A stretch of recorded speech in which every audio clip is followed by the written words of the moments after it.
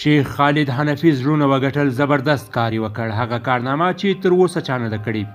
دا چې څه یې کړي جزئیات په همدغه ویډیو کې وګورئ او چینل سبسکرایب کړئ. درنو لیدونکو السلام علیکم، ستړي مه شئ، وخت مو په خیر.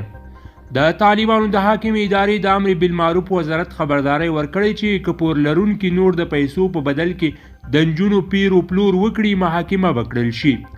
یاد شوي وزارت په یوه اعلامیه کې ویلي د ننګرهار د اچین ولسوالۍ کې کومه ماشومه چې د قرض په بدل کې پلورل کېدله پلار یې ماشوم او د چا چې پرې قرض و کابل ته راوغوښتل شول او د امر بالمعروف نهي عن المنکر وزارت سرپرست وزیر له لورې قرض ورکول شو. سرچینه زیاتوي که دا ډول پیښه راتلونکي کې ترسره کیږي دواړه لوري به محاکمه کیږي.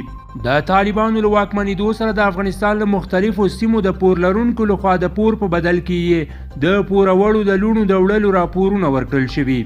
د طالبانو یاد شوی اعلان یو شمېر خلکو ستایلی خو ویلي دي چې طالب چارواکي که ځان د ملت پر وړاندې مسؤل ګڼي په اساسي ډول یې له فقر او نورو ناورینونو د خلاصون لپاره باید لاس په کار شي.